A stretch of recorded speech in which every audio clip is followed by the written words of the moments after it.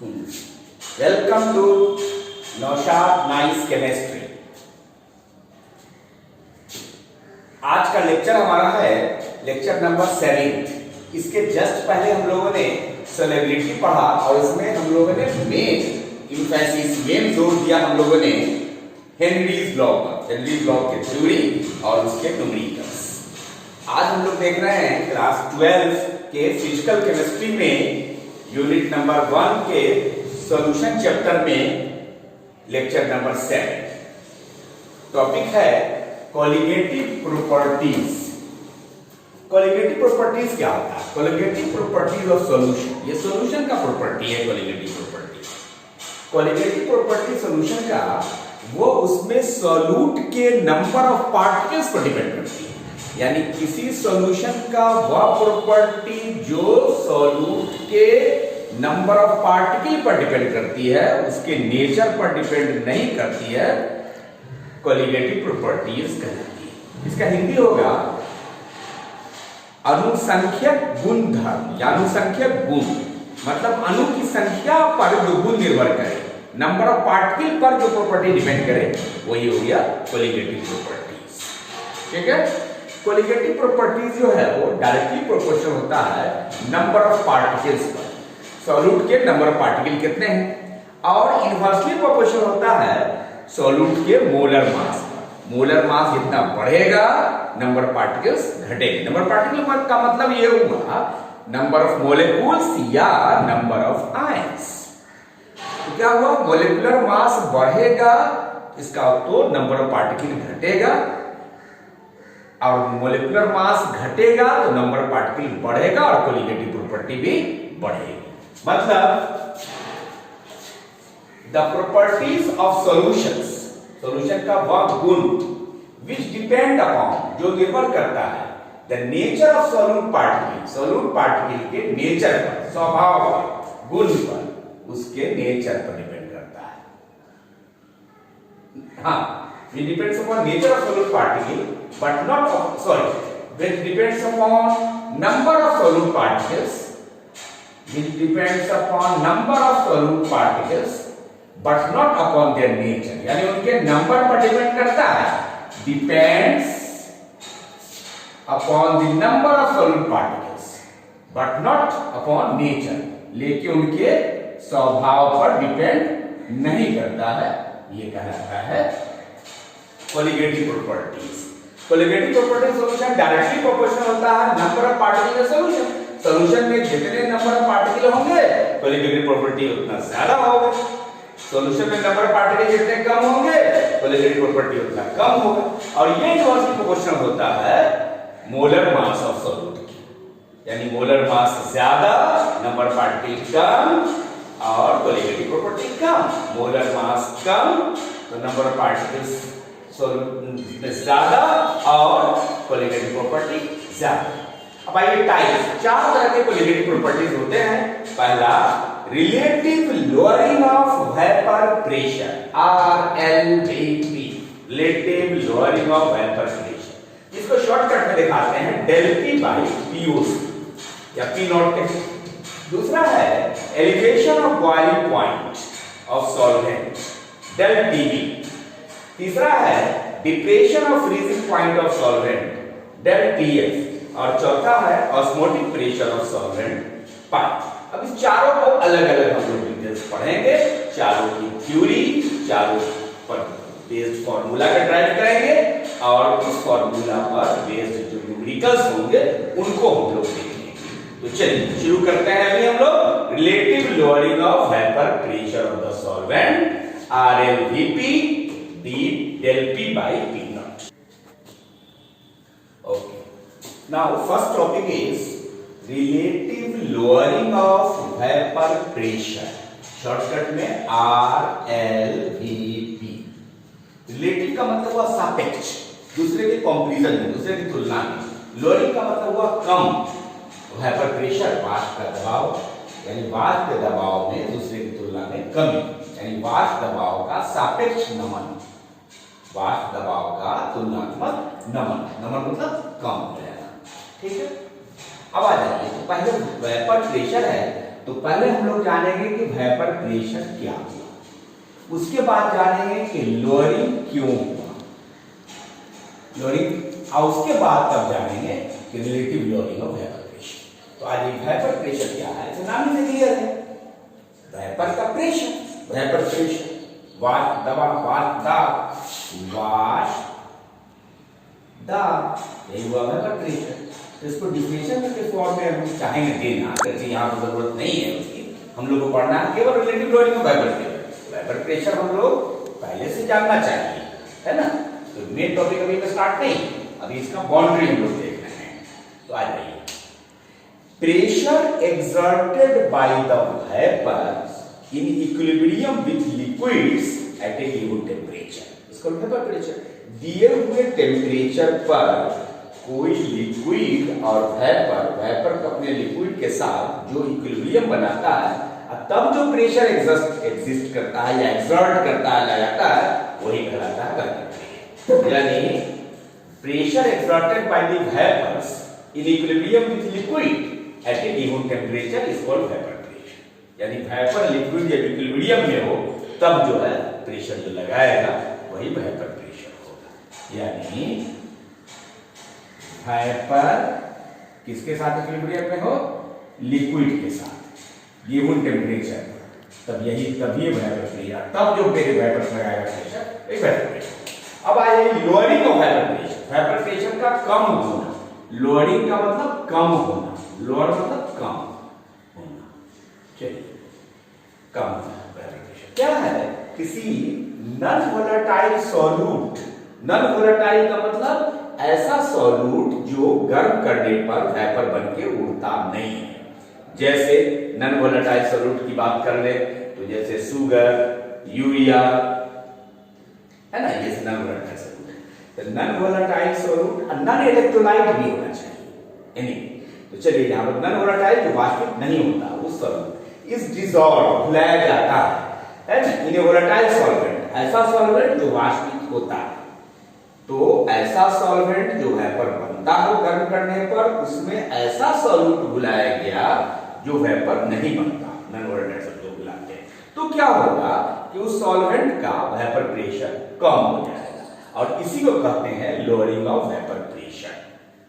यानी अगर सॉल्वेंट का वेपर प्रेशर है P0 या PO, सॉल्यूशन का वेपर प्रेशर हो गया PS, तो PO माइनस PS बराबर होगा लोअरिंग ऑफ वेपर प्रेशर, जिसको डेल P से भी दिखाते हैं, डेल P।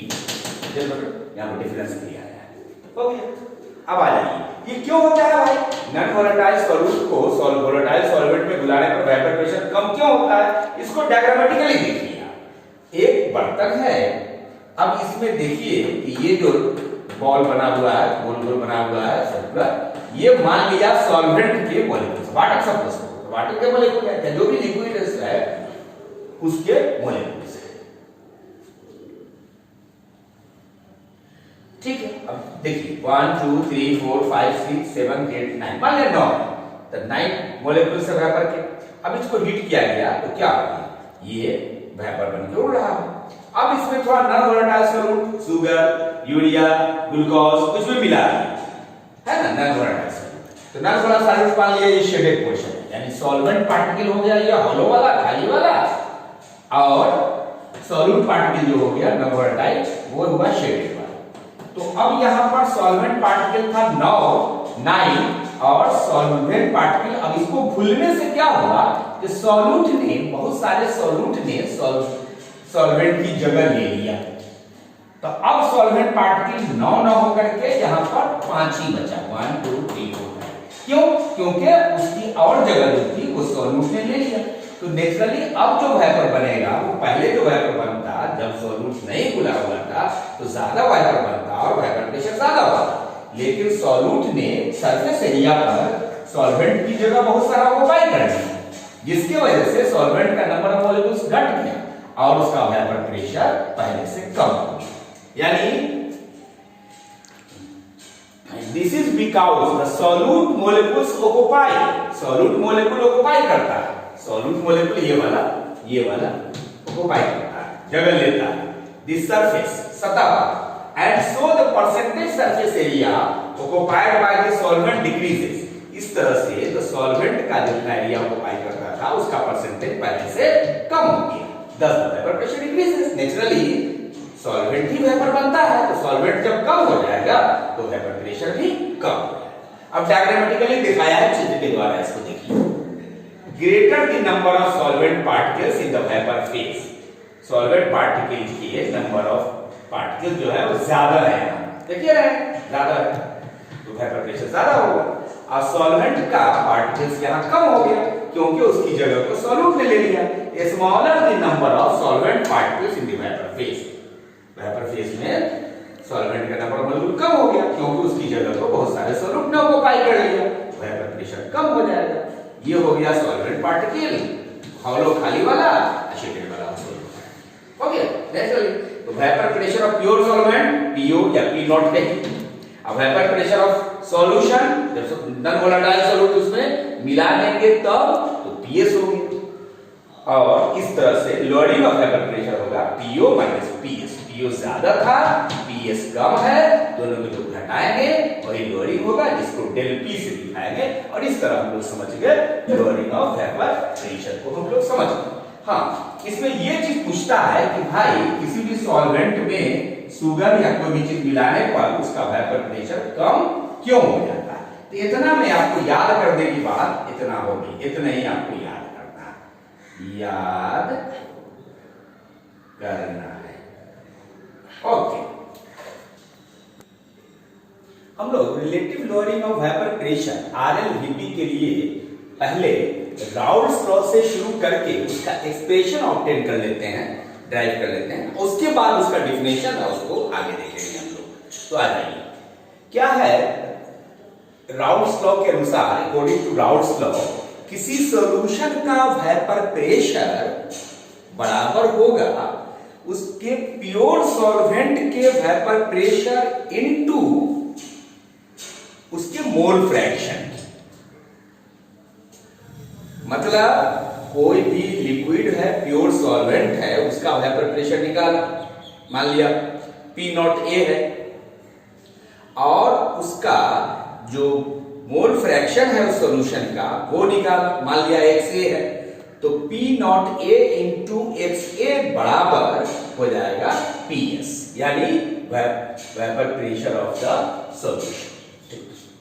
तो इसको इस ढंग से लिख सकते हैं जैसे सॉल्यूशन का वेपर प्रेशर पीएस, या इसको आप ऐसे भी लिख सकते हैं, है ना, या पीए, जैसे कहिए पीएस या पीए, ये बराबर किसका हो, इसी रूल को हम लोग एक्सप्रेशन के फॉर्म में लिख रहे हैं।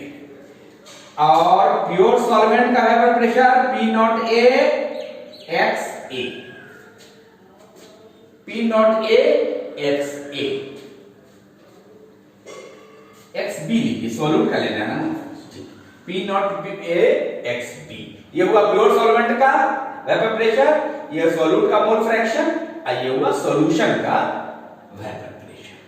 ठीक, चूंकि आपको पता है कि पी नॉट ए सॉल्यूशन का वेपर प्रेशर यानी पीएस डायरेक्टली प्रोपोर्शनल होता है उस सॉल्यूट के मोल फ्रैक्शन। तो इसी तरह से प्रोपोर्शनल को इक्वल टू में कर दिया तो ये कांस्टेंट आया यहां पर। ठीक, अब क्या कीजिएगा, फॉर एनी सॉल्यूशन, आपको पता है for any solution mole fraction of solute plus mole fraction of solvent equal to 1 होता है। तो एक्स बी बराबर 1 माइनस एक्स ए आप लिख सकते हैं। तो यहां पर एक्स बी की जगह पर आप लिख सकते हैं 1 माइनस एक्स ए, या एक्स ए की जगह पर लिख सकते हैं 1 माइनस एक्स बी, 1 माइनस ए बटा बन दीजिए। हाँ सॉरी, यहां बी नहीं दे करके यहां ए दे दीजिए, बी नहीं देके ए दे दीजिए। क्यों? क्योंकि vapour pressure of solution is directly proportional to mole fraction of solvent. अब आ जाइए, बी को ये कर लीजिएगा, जरूरी है। अब आ जाइए, for any solution X A plus X B mole fraction of solvent plus mole fraction of solute equal to 1, तो XA इक्वल टू हो जाएगा 1 माइनस XB। और फिर आप क्या करो कि इसको XA को XB कर दो, तो आप इसको करोगे PS equal to P naught A और XA की जगह कर दीजिए 1 माइनस XB। ओके, उसके बाद फिर आप इसको इससे मल्टीप्लाई करो, PS यानी vapour pressure of solution is equal to P naught A vapour pressure of pure solvent minus vapour pressure of pure solvent into mole fraction of solute. इसको कर दीजिए और उसके बाद इसको इधर ले जाइए, इसको इधर ले जाइए, है ना। तो ले जाइएगा तो आप पाइएगा इसको, ठीक है, समझ रहे हैं आप। P naught A minus PS equal to P naught A minus PS equal to P naught A, yes, equal to P naught A को आप कॉमन ले लीजिए, तो 1 माइनस फिर नहीं आ गया, तो इसको आप क्या कीजिए, PS equal to P naught A minus P naught A XB, फिर P naught A minus PS by P naught A XB। ठीक है, समझ गए। इसको इधर ले लिया, इधर ले लिया, और इस तरह से आप निकालोगे XB बराबर क्या होगा, P naught A minus PS by P naught A equal to XB।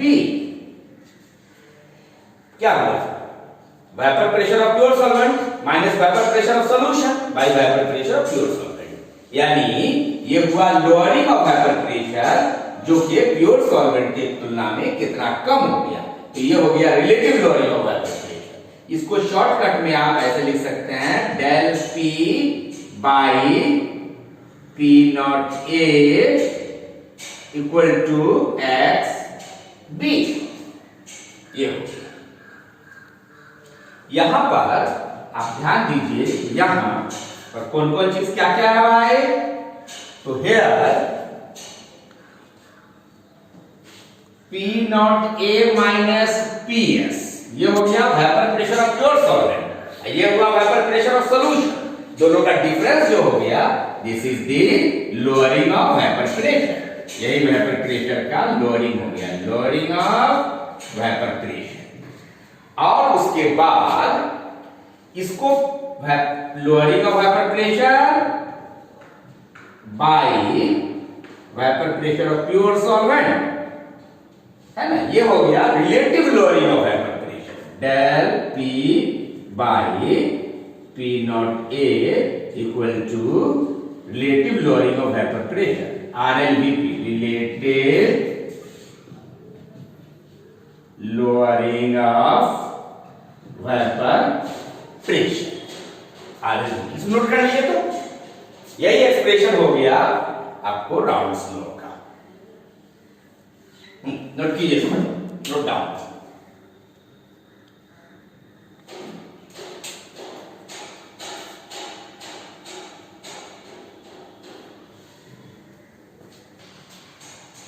यहां से आपका मेन क्लास जो होता है, जिसको आपको याद करना है, इसके पहले जो हम लोगों ने देखा आज के क्लास में, वो आपके बेसिक्स को क्लियर करने के लिए था। वो इसलिए था कि आज का क्लास आप बढ़िया से समझ पाए, यहां से शुरू हो रहा है, इसको आप अच्छे से समझ पाए, इसलिए उसको याद रखने की करने की उतनी जरूरत नहीं है, यहां से आपको याद रखना है। तो आ जाइए, पहला हम लोग देखेंगे definition of RLVP, relative lowering of vapour pressure. क्या है ना, it is the ratio of lowering of vapour pressure to the pressure of vapour pressure of pure solvent, यानी ये एक अनुपात है किसका, वेपर प्रेशर में जो कमी होती है सॉल्वेंट के, है ना, और शुरू में जो वेपर प्रेशर प्योर सॉल्वेंट का था, दोनों के रेशियो, को कहते हैं, है ना। The ratio of lowering of vapour pressure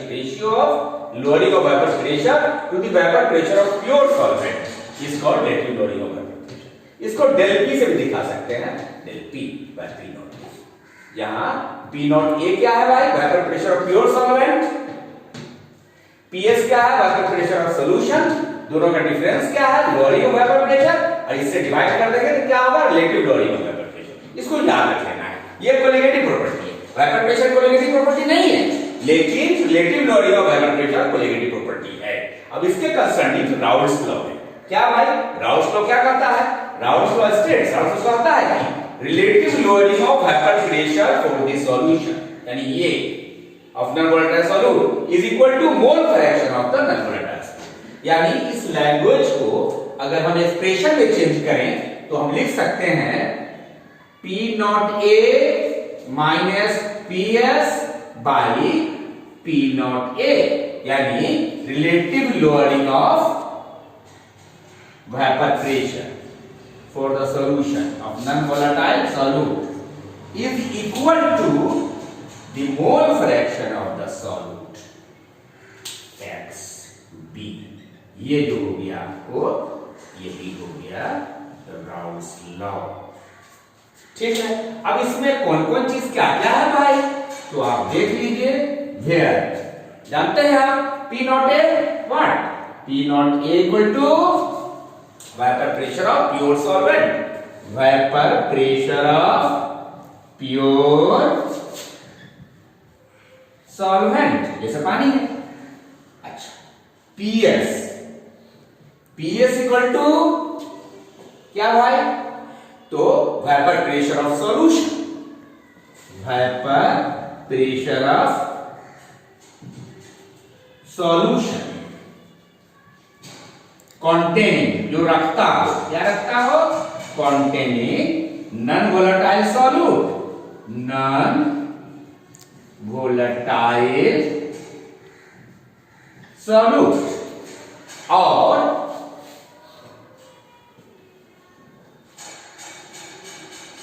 XB क्या होगा भाई, तो XB हो गया मोल fraction of solute, mole fraction of solute. Relative lowering of vapour pressure RLVP, इसके कंसर्निंग हम लोग देखेंगे भी कि राउल्स लॉ से कैसे मोलिकुलर मास सॉल्यूट का निकाला जा सकता है।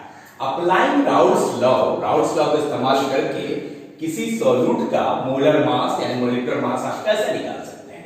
तो राउल्स लॉ अभी आपको पढ़ाया हमने, क्या पढ़ाया, मैथमेटिकल एक्सप्रेशन क्या था भाई, we know from Raoult's law P naught A minus PS by P naught A equal to XB, यानी relative lowering of vapour pressure is equal to mole fraction of solute. Mole fraction of solute को आप जानते हैं क्या होगा भाई, उसका definition से इसको मैं लिखूं, और मोल fraction of solute for P, number of mole of solute by number of mole of solvent plus number of mole of solute, ये आप लिख सकते हैं।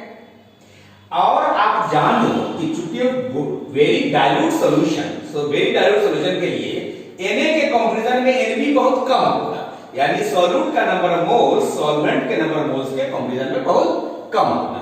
तो for very dilute solution,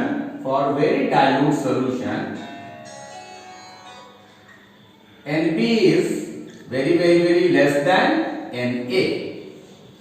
So here Nb can be neglected in comparison to Na here in denominator नीचे में। तो P naught A minus PS by P naught A is equal to Nb by Na, ये हो गया। और आपको पता है ये भी कि N यानी मोल्स बराबर होता है mass by molar mass of solute by molar mass यानी m। ठीक है,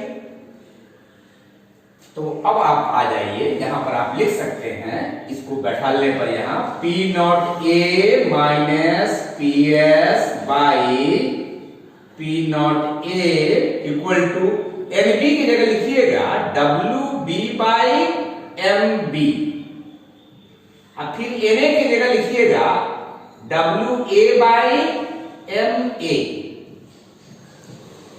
ठीक, अब इसको आप पलट दीजिए, W B by M B into M A by W A. तो ये जो हो गया, ये हो गया आपको मेन इक्वेशन। ये इसको आप ऐसे लिख सकते हैं। अब इसके सहारे आप निकाल लीजिए एम बी। एम बी क्या हुआ? Molar mass of solute. तो इसलिए एम बी यानी molar mass of solute, molar mass of solute equal to क्या होगा भाई? M B equal to this by this, P naught A into W B into M A by P naught A minus P S into W A. ये हो गया molar mass का expression. अब इसमें सारे टर्म्स को अगर हम बैठा दें तो हम मोलर मास सॉल्यूट का निकाल सकते हैं। अब आ जाइए यहां पर क्या क्या चीज है भाई, तो यहां पर देखिए, सबसे पहले आप देखिए P नॉट A क्या है? P naught A vapour pressure of pure solvent, vapour pressure of pure solvent. फिर आ जाइए P नॉट A देखिए आपने, फिर PS देखिए, PS vapour pressure of the solution कहिए या vapour pressure of solvent in the solution कहिए, है ना? Vapour pressure of solvent in the solution कहिए, vapour pressure of solvent in the solution कहिए। उसके बाद WB mass of solute, mass of the solute, जो आपने नॉन वोलेटाइल सॉल्यूट घुलाया है उसका मास W, और WA mass of the solvent, जो वोलेटाइल सॉल्वेंट है उसका mass, mass of the solvent. MA molar mass of solute, MA molar mass of solute, solvent, molar mass of the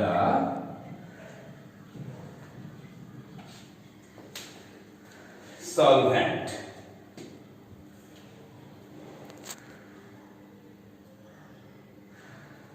ठीक है, note कीजिए इसको।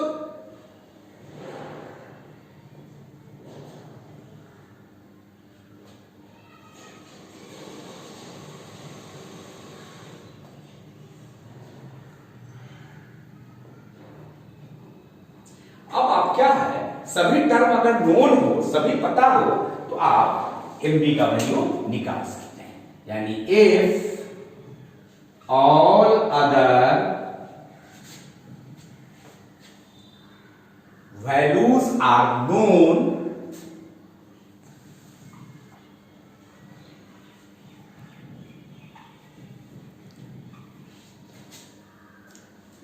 the observed mass of the solute can be calculated. The observed mass of the solute can be calculated। ये expression हो गया, ये बड़ा important expression था ये और ये भी, इसको आपको याद रखना है। अभी जो हम लोग ने देखा एक्सप्रेशन वो इस्तेमाल होगा ऐसे डाइल्यूट सॉल्यूशन के लिए जिसका कंसेंट्रेशन 5% से कम हो, लेकिन ऐसा सॉल्यूशन जो उसका कंसेंट्रेशन 5% या उससे ज्यादा हो, यानी कंसेंट्रेटेड सॉल्यूशन हो, उसमें थोड़ा सा स्टाइल बदल जाएगा, नीचे पी नॉट ए न देके नीचे पीएस दे दिया जाएगा, है ना। इस तरह this expression is used for very dilute solution. ये एक्सप्रेशन बहुत डाइल्यूट सॉल्यूशन में इस्तेमाल होता है with concentration less than 500 by mass, जिसका कंसेंट्रेशन 5% से कम हो। Hence, अतः for concentrated solution, concentrated solution में expression is written as this, यानी उसी एक्सप्रेशन में हमने क्या किया, नीचे में था P नॉट A, याद कीजिए, यहाँ PS कर दिया, बस इतना ही चेंज हुआ है ना। ये कंसेंट्रेटेड सॉल्यूशन के लिए ये इस्तेमाल में आएगा, या जनरल सब सॉल्यूशन के लिए इस्तेमाल में कर सकते हैं, लेकिन हम लोगों ने डेरिवेशन पढ़ा है पहला वाला। और इस तरह आज हम लोगों ने लेक्चर नंबर 7 में पढ़ा क्या क्या, relative lowering of vapour pressure, Raoult's law, उसका डेराइवेशन, और फिर determination of molecular mass of solute by applying Raoult's law, और स्पेशल केस देखा। थ्योरी फिनिश हो गया, फार्मूला भी यही सब है जो देख लीजिए आप। और अब नेक्स्ट क्लास जो हमारा होगा लेक्चर नंबर 8, उसमें हम लोग देखेंगे RLVT पर और राउल्ट्स लॉ पर बेस्ड न्यूमेरिकल्स हम लोग देखेंगे, कुछ क्लास वर्क और कुछ होम असाइनमेंट देंगे, और लास्ट में हम फिर कहेंगे कि आज लेक्चर को खूब बढ़िया से पढ़ लीजिए। हमने कोशिश किया है कि बेहतरीन नोट आपको दे, ये नोट आप पॉज कर करके नोट कर लीजिए कॉपी में, और उसके बाद उसको स्टडी कीजिए, तैयार कीजिए, याद कीजिए उसको आप। और हमारा जो भी वीडियो है रेगुलर देखने के लिए, रेगुलर आपको टाइम पर आपके पास चला है, इसके लिए जरूरी है कि हमारे channel Naushad nice chemistry classes को आप सब्सक्राइब कीजिए और नीचे बनी हुई घंटी को दबा दीजिए, तो ये जो भी मेरे लेक्चर्स होंगे जैसे ही तैयार होंगे आप तक चले आएंगे। ये लेक्चर बड़े सिस्टमेटिक ऑर्डर में पूरे सिलेबस का होगा, अभी अब सॉल्यूशन चैप्टर चल रहा है ना, वो स्टेप बाय स्टेप होगा, कुछ भी हम नहीं छोड़ेंगे, बहुत सुंदर ढंग से, बहुत अच्छे ढंग से पढ़ा करके इसका बेहतरीन नोट तैयार करके टोटल न्यूमेरिकल बनवा कर ढेर सारे होमवर्क दे करके देखेंगे, आपको एक सेटिस्फैक्टरी नॉलेज क्लास 12 के लिए होगा, और कंपटीशन के लिए भी, मेडिकल इंजीनियरिंग के लिए अच्छा बेस तैयार होगा। और इस तरह से फिर हम कहेंगे कि इस चैनल को नौशाद नाइस केमिस्ट्री को आप सब्सक्राइब कीजिए, बेल आइकन को दबाइए, और कहीं कोई प्रॉब्लम हो तो आपको इस नंबर पर हमको 9334332711 इस मोबाइल में मेरा अपना मोबाइल नंबर है, इस पर आप पूछ सकते हैं। शर्त है उस वक्त मैं खाली होऊंगा तो जरूर बताऊंगा। और इस चैनल को आप जहां तक ज्यादा से ज्यादा लाइक कीजिए, इसको शेयर कीजिए, फैलाइए, और व्हाट्सएप नंबर हमको भेजिए ताकि उस व्हाट्सएप नंबर को इस ग्रुप में हम शामिल कर लें, ताकि व्हाट्सएप पर भी मिल पाए आपको, है ना। इसको फेसबुक पर, यूट्यूब पर, व्हाट्सएप पर जितना फैला सकते हैं फैलाइए, ताकि सब बेनिफिटेड हो जाए, ज्यादा से ज्यादा बच्चों को इससे फायदा हो, क्योंकि इतना सेटिस्फैक्टरी आपको पढ़ाई ऑनलाइन क्लास में बहुत कम ही मिलेगा। Okay, goodbye, see you again tomorrow.